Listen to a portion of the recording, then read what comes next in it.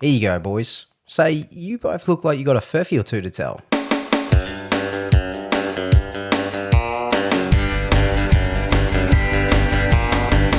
G'day everyone and welcome to Crackin Furphys, the news commentary podcast where the boys and I crack furphies over some cold ones.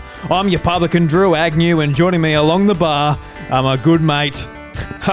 I'm a good mate, Dan. I'm usually used to saying more than one person, but you are my good mate, Dan. How you going, my friend? I'm going to say that your grammar there is Tom and Ash's fault for abandoning the pub. Yeah, it's a bit boring in the pub today. It's just Drew and Dan. Oh, we're just sitting here by ourselves. Yeah, a bit of a shut in. The pub. Yeah, with all the beers to ourselves. I quite like. Look, table we've got the name of the episode already. A shut in with Drew and Dan. That's all right. A shut in's always a lot of fun because you can just, if you're good mates with the publican, you can get a couple of cheeky beers off of them. Whenever I worked there, the locals would always stick around to get locked in so they could have a couple of cheeky free ones. And cheapies. At one point, I'm trying to get everyone to go home so I can go home to bed or play video games or whatever Drew was up to that night.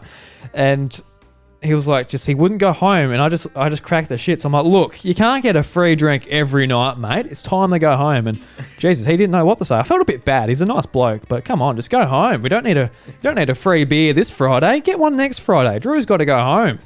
I only work here. I don't own the place. I don't care if you get grumpy. You don't sleep behind that bar. No, I don't sleep behind there. You might sleep behind the bar of this pub. I do sleep behind the bar of this pub because the bar can be wherever I want it to be. I can put it in front of the bed. The bar is a state of mind. It is not a physical place. It's an emotional place. I like that. I like that very much, actually. Yeah.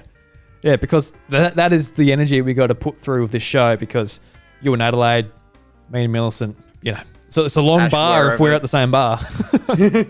Ash, wherever Karawatha he's mining at, or whatever place he said. I can't even remember. Karawatha. The point is, that was a sports team at primary school. Karawatha. That's probably where I'm getting the name from. That wasn't where Ash is working. I got no idea where Ash is working, to be honest. Marapana or Borindar. I don't know. Have you been to Western Australia? I have not been to Western Australia. Yeah, so I would like to go there at some point this year, maybe to check out the new stadium with a footy trip. But who knows if the borders will ever be open. I mean, They're open now, and now they're probably going to be shut again because they're getting COVID. Yeah, open, close. You run through and it just slams in your face. Like, God damn it! It's like a revolving door. Better you luck don't know. Next time. No, yeah, because I haven't been to Western Australia. I want to. Perth is the only capital city I haven't gone to, I think. And it's just like, it's a big mystery over there. It's just like real long Australian names. What is Fremantle? Yeah, who knows? We may never know. It's a mystery. It is. Anyway, Dan, we're at the bar. Are you drinking much? I know it's not really the night to be drinking. We're shut in here by ourselves, but it is not the night to be drinking on the shut-in. I'm on the hard stuff this week. I'm on H2O. H2O. I am too. So I earlier this week actually, I ordered a bunch of G Fuel for there was basically a charity going on, and a lot of the proceeds for buying the product of G Fuel went to them. So I'm like, yeah, I'll buy a bit, and it came in this week, and it's actually kind of useful because every now and again, especially with the baby, and it's time to get up, but I'm not ready to get up.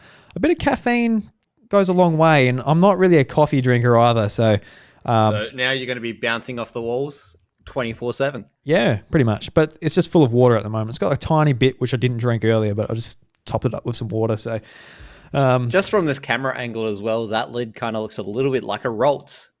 A Roltz? It kind of is. It's like a green head and a pink body, like the Pokemon Roltz. Good Roltz. I like Roltz. So G Fuel evolved into Gardevoir. Or Gallade. I don't know the gender that this is going to evolve in. I'm not sure if it's a male or female. It's got to be a male for Gallade, but we'll find out if you have a Dawnstone handy. Yeah, I forgot what stone it was. That's what tripped me up. Oh, what stone is it? Everyone in Crackin Furphys got to have the good Pokemon trivia. Welcome to not even obscure Pokemon facts, but yes, I think we're on the H2Os today. I was at the footy earlier today. Mm-hmm. Very, very disappointing. Crows lost by a point with a kick on the siren that was spoiled less than 10 centimeters away from the line. Yeah, I haven't seen the game, but it sounds like an awesome game to have watched, though. I know it didn't get the result you wanted, being the Crows fan, but it would have been a nail-biting game for sure. Yeah, it was quite tense. Oh, yeah. It's funny because when I came down and sat down, I was a bit late because Lucas was, he was doing his baby thing. Very lucky to have Chantel's mum over at the moment looking after him while we do this. But get down and dance is like very grumpy. I don't see Dan grumpy much. I don't see him grumpy much at all, but he was grumpy today. I'm like, you know what? I also didn't get a whole lot of sleep last night on top of being sunburnt and seeing my football team lose. So, it's not fair, is it, Dan? It's just not fair. Not fair. Oh, man. Spit the dummy. I just flipped the table. You got to spit the dummy every now and again, though. Like, it's just, got to have release. Yeah, get the toxins out. Just spit them out. Get rid of them. Just breathe them out. Fuck. How did you go yesterday putting your vote in for the state election? Was that good fun? It was all right. Got my democracy sausage with a hash brown. What? I got no food at mine. That's ridiculous. You didn't even have a sausage sizzle. No. Disappointing. I didn't. That's very disappointing. I got kind of annoyed lining up because every time someone would try, I was trying to just keep my distance because, personal space is a good thing. Mm-hmm. And every time I would take a step away from someone, they would come up and stand right behind me. Best thing that happened out of this pandemic is that we all had our own personal space. Are you like someone who's very standoffish before the pandemic even? Just being like, I don't want you touching me with your I don't understand palm. why if you're lining up behind someone, you don't need to be able to breathe right down their neck. Just a little bit of space and you still get to the end of destination at the same time. Yeah, I get that. I think he just must have had a nice cologne on or something. Someone's like, big whiff on the back of the neck. Oh, that Dan man smells good. It smells good. Just breathe in that freshly showered first thing in the morning scent. Well, I feel I'm the upset one now that you got a sausage and a hash brown. A hash brown. I'm genuinely surprised you didn't have a sausage sizzle. No, well, I went Democracy sausage is a whole thing. I went to one of the primary schools where they have it in their gymnasium and went in there. And that's somewhere where you're not going to send Lucas now because they didn't have a sausage sizzle. Yeah, absolutely not. Absolutely not. I don't think I'll have a choice. I think he'll have to go to school. I don't think I'll. You can send him to the other one. Yeah, I think depends on where you live though, doesn't it? They just send them to pretty much the closest. I mean, I think so, but a little bit of locational based fraud won't go astray when they realise that the reasoning is that they didn't have a sausage sizzle at their election polling booth. But yeah, I wasn't too offended. I think what did I have for lunch that day? I had something nice for lunch, so I wasn't too offended. But I haven't eaten tea at the time of recording this, so I'm very much just like a sausage sizzle. I could have put that in the fridge and had it now. Cold sausages. Did you get the result you wanted from the election? You happy with how it all went, or? I think it was a pretty predictable result. Yeah. The next one we have in May is also going to go a very similar way. Yeah. I don't know. It like the polls, they'll obviously very much going towards Labor. It's like, well, we'll see how that goes because I don't know how accurate all that stuff is, but this one was very accurate. There you go. It was almost not really accurate because they didn't say how much of a margin it would. Like the margin ended up being far wider than all the pre-polling stuff said. Yeah, and the pre-polling stuff was wide as well. It wasn't like it's going to be close even in that. Even the Stephen Marshall might not even win his own seat. So yeah. So yeah, just a thrashing. I think you are in one of the only seats that's a safe Liberal seat now. Yeah, down here. Rural Australia, where the true men lie. No, that's a load of bullshit. I'm choking. Yeah. Yes, I voted Green, and then Labor second, Liberal third. Yeah. I don't know. I was looking into it a bit. I I was happy to vote either side. I was just like, oh look, who's going to do the things that I hope to improve, like, you know, whether it's the healthcare system or even just like random stuff like roads and looking after infrastructure and all that, and sort of going through everything. And when I went to the Labor website, they kind of just had no information for stuff outside of Adelaide, which is like fair enough that you've got to look after Adelaide because that is where by far most of of course, by most far of the population, and where the significant ramping issues are as well. Yeah, of course. But sort of like, you know, there's been a sort of a bit of a bad history of Labor, especially down here, just with like selling off things that we'll never get back for a long time, which I don't know. It rubs me the wrong way. And like, obviously, Liberals have done that nationally as well for a lot bigger asset up in Darwin, which is just like, oh, how did you even fucking think that was okay? But I ended up going Liberal, but I could have easily gone either side. I think the state-based one, at least here in South Australia, is also a lot more civil, I think. Yes. Because I think Stephen Marshall did all right through the pandemic and then really fumbled the ball once old mate ScoMo got involved, who is a walking disaster. Mm-hmm. I agree. So once he got involved, it was basically a death sentence because his name is poison at the moment. Yeah, and like, but at least here in South Australia, like they did things that are a little bit more balanced. And like, regardless of what side like you're passionate about or whatever, you got to admit the last 4 years have been extremely hard just for anyone in leadership positions. Like, you know, it's some very, very hard decisions to make, and some like very first time decisions being made. You can't even look back at historical sort of politicians and go, oh, this is what they did, and adjust it for yourself.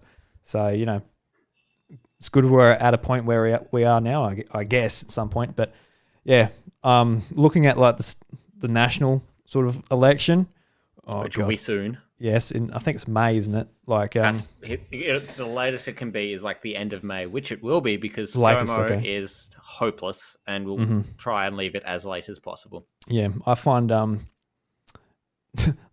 leadership now very frightening. Yep. Just for like a lot of things, especially when it comes to online and corporations and how they view free speech, which is weird for that side of politics. I don't understand why they're trying to silence people so much. But anyway, won't go into that. Anyway, this is not a political podcast. No, well, no, this is whatever we want to talk about, Dan. Podcast. This is the what podcast? Sorry.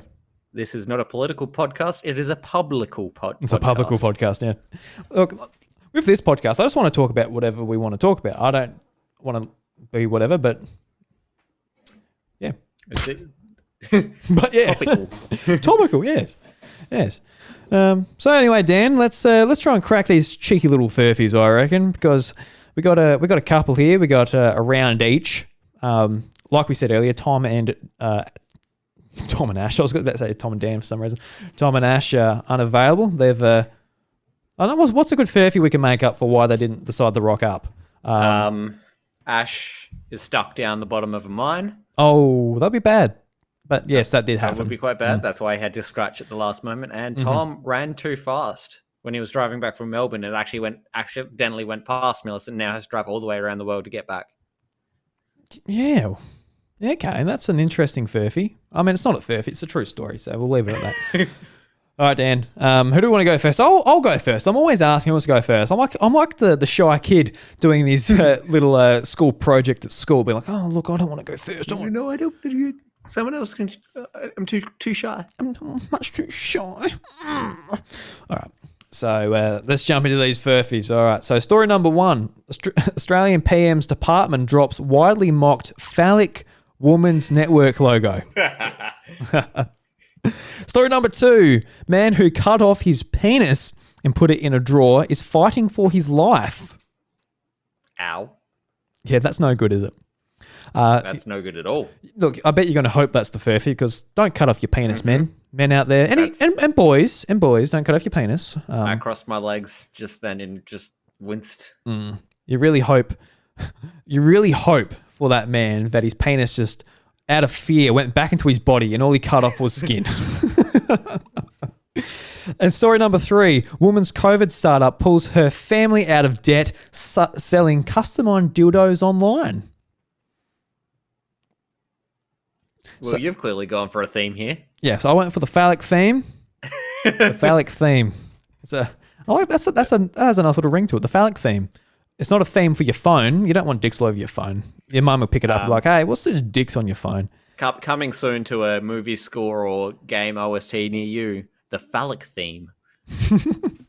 Look, I love the Android phallic theme. It just puts like penises on all my like phone logo, my photos logo. It's just makes my day every time I unlock my phone. And it's got dick ID, so you can unlock your phone with your penis. It's just, it works so well. It's just... Don't give Apple and Android these ideas. Yeah. Well, you got your mask on these days. You go into the supermarket, but your dick doesn't have a mask on. So you can just wham bam, scan it on the touch screen, slap it on the screen. Oh dear, Dan is holding his penis in his hand in disgust. That Treehouse of Horror episode kind of off. It is. It's not great. I hope everybody has... What I like about the audio sort of medium we got here, Dan, is when we're just talking in audio form. People are really just imagining what we're saying. So we're talking about politics. They're thinking about old men. Talking about dicks. They're thinking about dicks on their phone. And now when Ollie's on the tractor at work, he's going to be thinking about an old man's dick. Or just any dick. Whatever. Like, if he prefers old man dick, that's fine. You're welcome for these mental images, Mr. Chaston. You're welcome, my friend.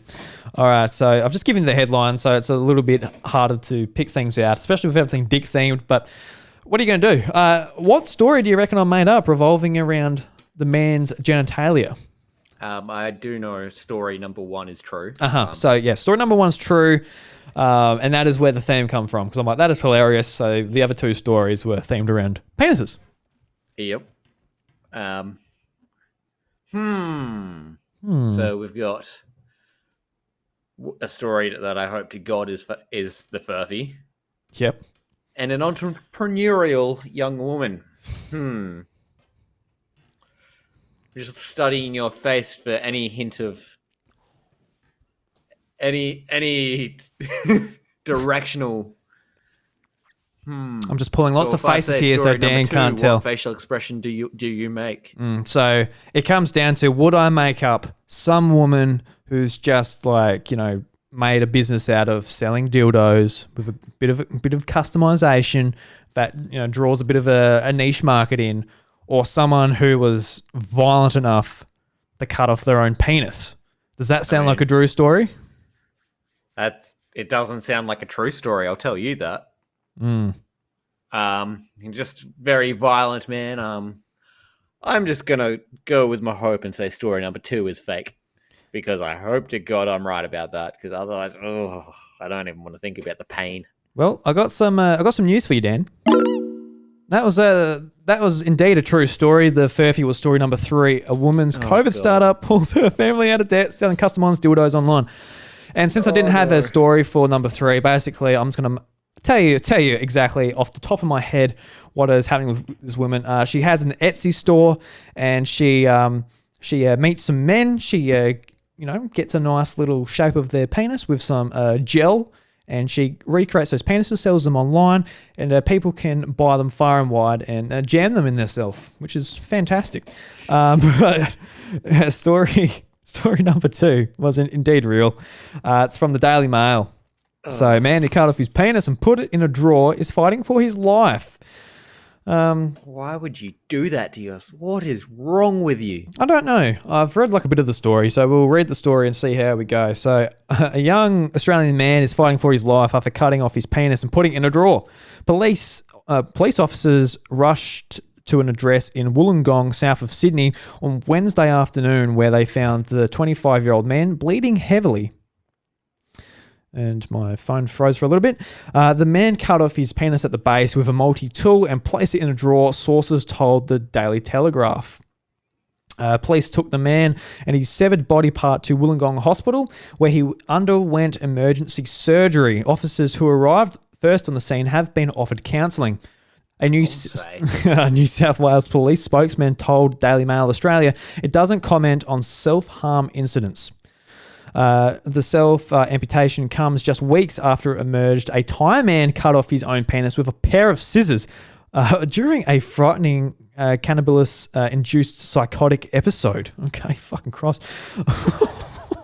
The life-changing injury occurred after the unidentified 23-year-old smoked 2 grams of marijuana, the equivalent of 6 joints, in 2 bong rips.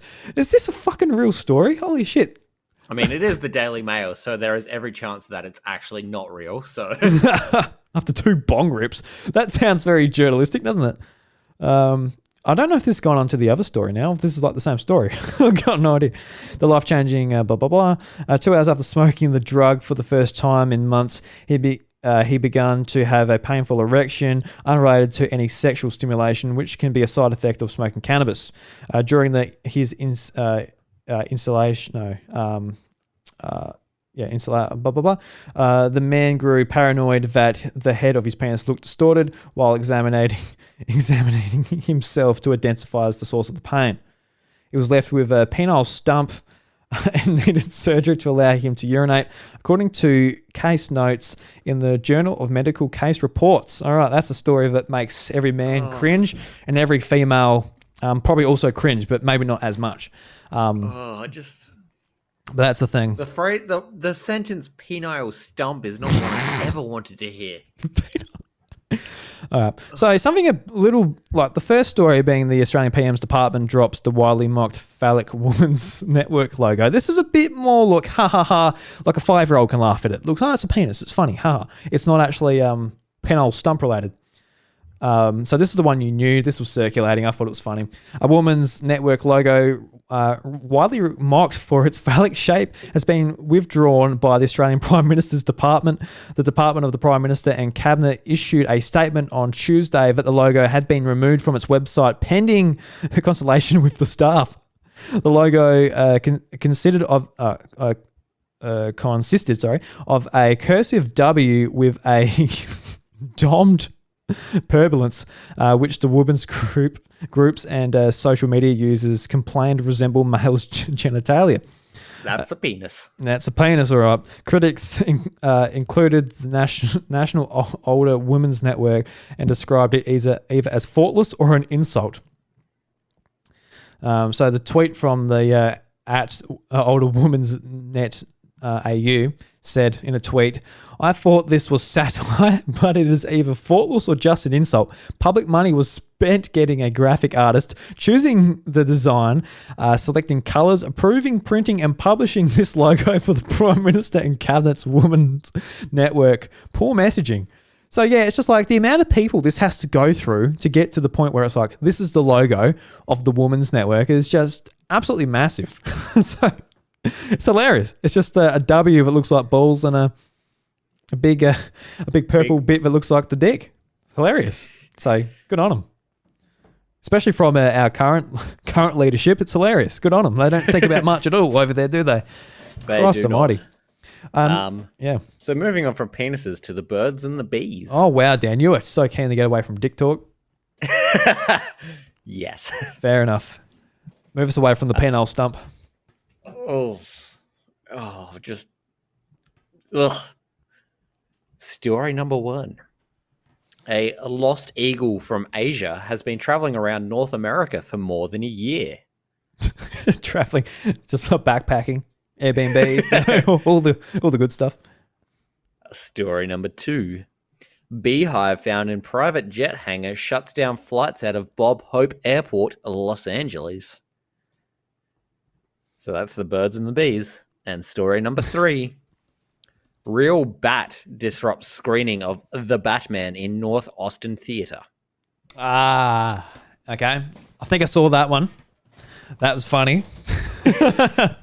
Yeah, so it's just us, so we can yell out straight away. It's like, oh, I know that one. Oh, thank God. I haven't fooled you there.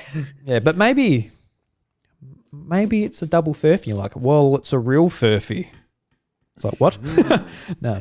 Yeah, that was actually quite funny. It's just like, someone's like, oh, it'd be real funny if I let a bat inside. It's like, well, it's not really. It's just kind of annoys people. And now, like, it's just cruel to the bat as well. Yeah, it's not great for the bat. The bat's just like, where the hell am I? It's animal cruelty. Yeah. So how do you get a bat in the first place? Like it's all well and good being like smuggle a bat in a backpack. because we could get together and be like, all right, we get the irony. We're watching Batman. There is an animal called a bat, and we could release this bat at the Batman movie. Like we get the irony. They're hilarious. Ha ha ha.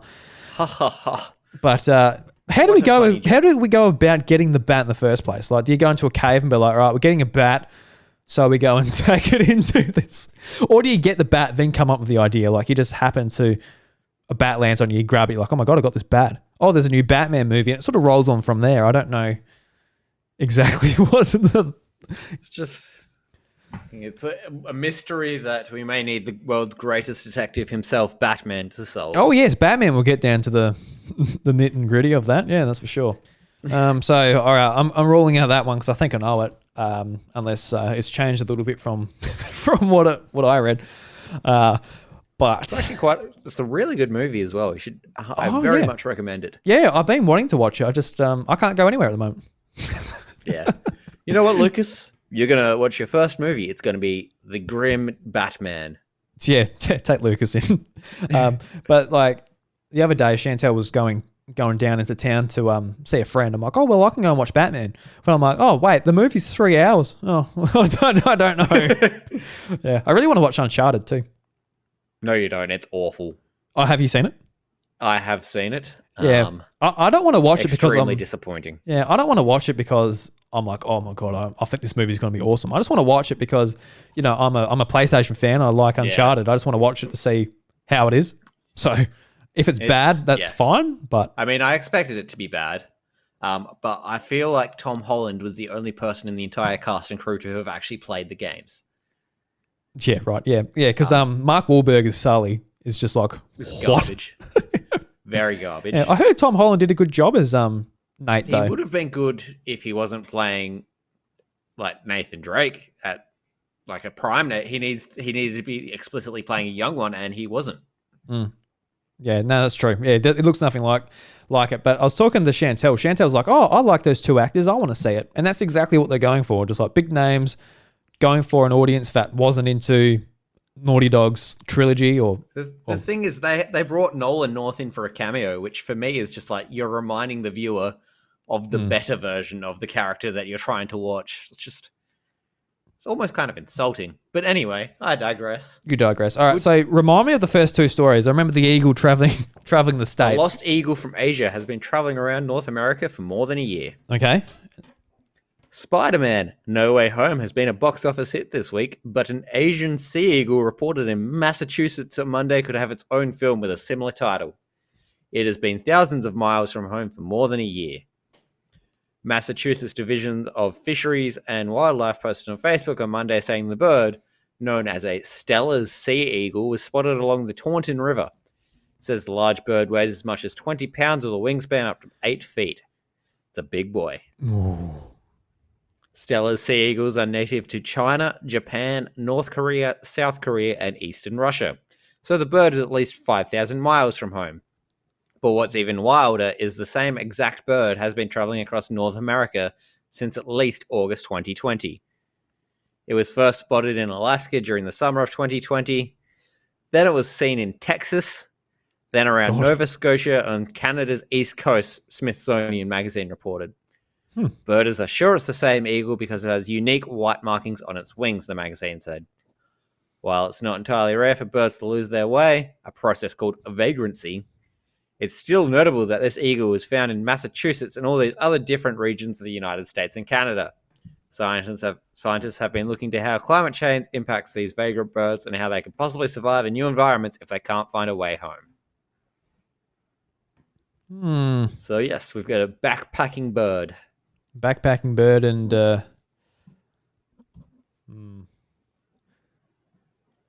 So was that just story number one, or did you read number two as well? That is story number one. Story number two. Okay, yep, cool. Beehive found in private jet hangar shuts down flights out of Bob Hope Airport, Los Angeles. Okay. A jet engine mechanic got an unexpected surprise Tuesday morning when he found a hive of bees complete with honeycomb in the engine of a private jet.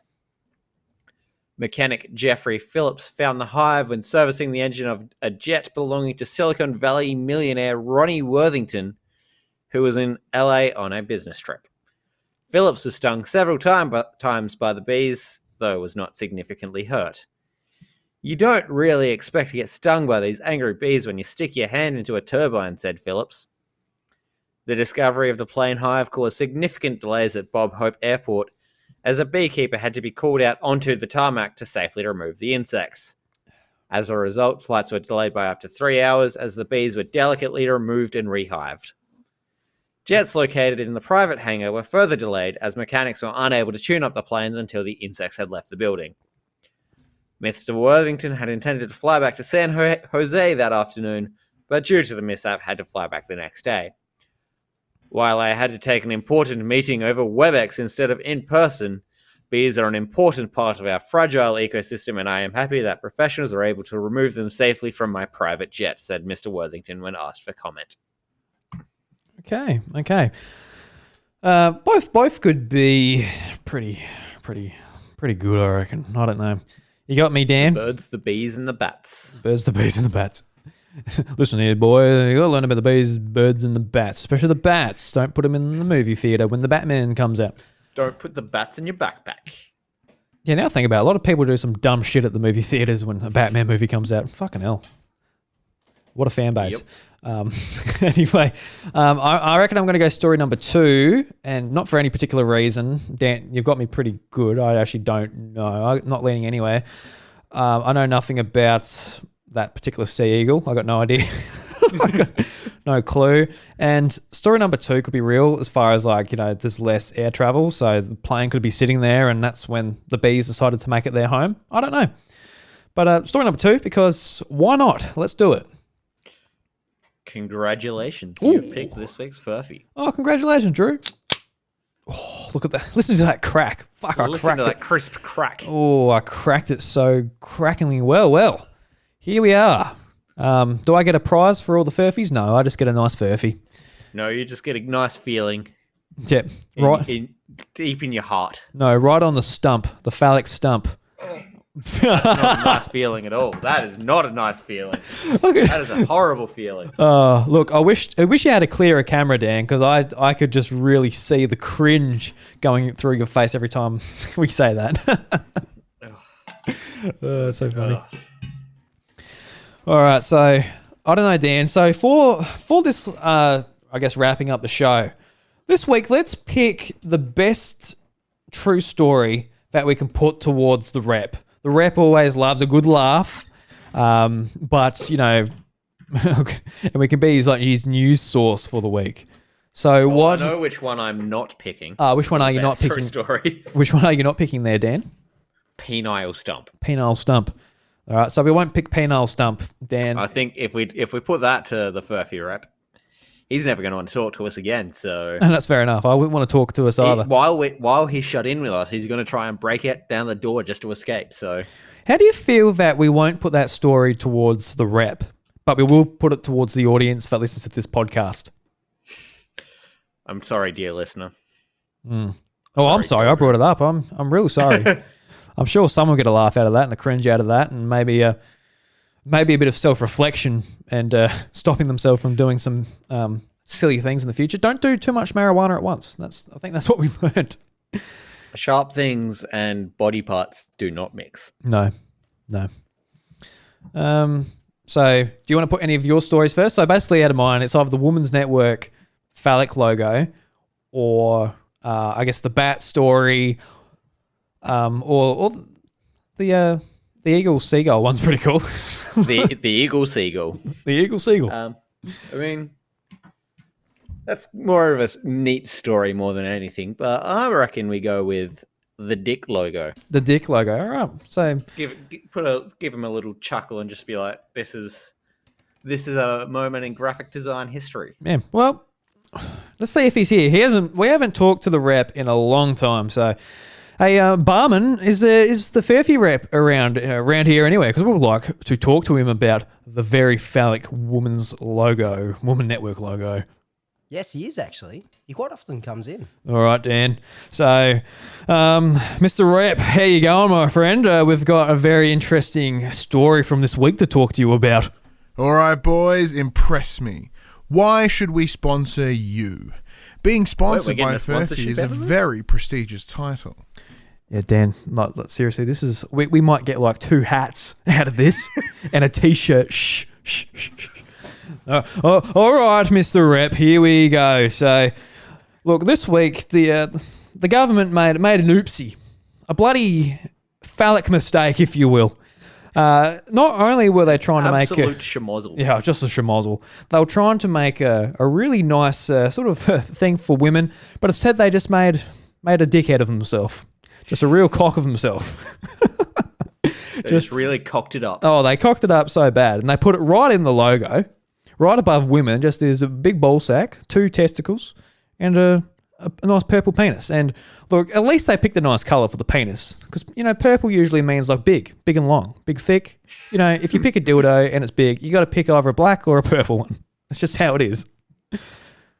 What do you have to say about that, Dan? What coloured dildo would you get if you're going to order one from the Etsy store? What I was talking about earlier. Oh, well, I can't say it's something I've ever really thought about. Oh, all right. So Dan's still telling Furphys. That bit of the show's finished, Dan. You can tell us the truth, all right? You can tell us the truth. Fine. Fine. Red. It goes faster. All right. Good answer, Dan. You're not wrong. All right. So I don't know if the rep's into crude humour necessarily or not, but let's see if we get that nice sponsorship. We get a nice couple of hats and beanies and a stubby holder. Sorry, boys. Oh, fuck. We're No. all sponsored up this month. I'll be back Look, I next can't blame month him. if you want to give it another go. All right. We'll be back Blame next him for week. that, to be honest. Yeah, we'll be back next week with an attempt to get a sponsorship from the Furphy rep. In Geelong, Victoria. Give us a case of beer. Split a I mean, I did actually win a Furphy beanie and a Furphy football the other day. Furphy football. Where'd you get the Furphy football? It was on one of those scratch card things. Oh, well done. And then I only won the 1 ticket, handed it up to the bar lady, and got all 3 prizes. Oh, very nice. That's very good. You should be very happy with yourself. Have you blown it up yet and kicked it around your tiny little veranda? I have not. Yeah, just kick it onto the road. Like, yeah, that was fun. Just kick it up and run under and chase it. Yeah. Like Millhouse playing with a frisbee. Yeah. Well, I don't know. I can't talk. I was only a child. I did lots of shit by myself, which was probably considered pretty sad. Did I kick the football by myself? I kicked the soccer ball against the wall and stuff, but a football... Same vibe. Yeah, football you kind of need 2 people. You can't just kick it against the wall. You can't just take shots like in basketball. A football you really need like your dad being like just to kick it back to you. Dad, I want to play football. No. No, son. You know how I feel about those things, son. You know how I feel about football. It's full of misogynists. Ugh. How do you know that? I was one. Okay, Dad. All right. All right, so that brings us to the end of the show, Dan. Look, you're a grumpy young man at the start, but did we cheer you up a bit with all the phallic talk, all of the cringe, or do we just shift your mind into a more dark and sinister place at the end of this bar Definitely chat? a more dark and sinister place, because now I'm just deeply concerned. Yeah, well, I get that. I'm just going to sit with my legs crossed for the rest of the night, and I hope all people involved with those stories are okay and in a better place. I hope so too. Like, we talk about this, we laugh about it, but very serious story. But Very painful. yeah, very painful. But it's not like, I don't know. There's things where like a car crash, which is just like, you can't necessarily control it if the other person is doing the wrong thing. But when it's yourself, I don't know. Take a step back and crack a furphy on it. Anyway. Just crack a furphy on it. Yep. Just crack all over it. All right, so that brings us to the end of the show. Thank you very much for listening, everyone. And Dan, we're getting kicked out. The lock-in was great, but... The shut-in is over. Yep, the publican is Don't telling care where you to you get go, out. but you can't stay here. Yep, the publican's telling you to get out. I don't know. Should I be the publican? Should I buy this place? Or should I just be a bum who comes in and just tries to get a free beer every now and again? I don't know. Put in the intro of it on the publican. Could do both. Yeah. Oh, yeah, that's a good point. I'll do both. Who cares? Like you said, this bar is just a state of mind. That's all that matters. All right, everybody. The real bar is within you. Yeah, within me. All right. Does that mean you're in me too? All right, let's leave it at that. See you, everybody.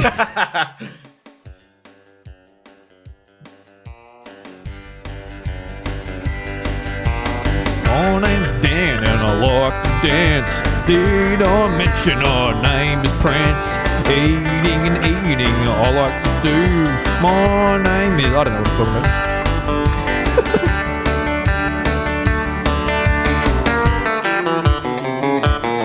Dan, this is your course, mate. Penile Stump.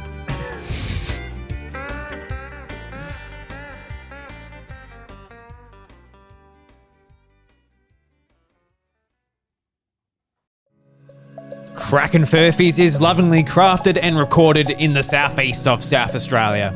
The show is produced and hosted by me, Drew Agnew, and my co-hosts are Ash Wallace, Daniel Tredray, and Thomas McRobert. If you enjoy my work here as well as on my other podcasts, The House of Mario, Encore at The House of Mario, and A Drew Story, help spread the word by sharing us with a mate or leaving a 5-star review on Apple Podcasts and Spotify.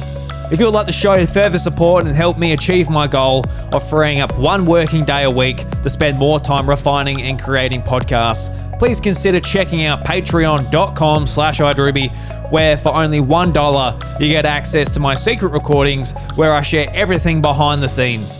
A big thank you to the legend Deejaayy for supporting the content at the podcast producer level on Patreon. From the bottom of my heart, thank you.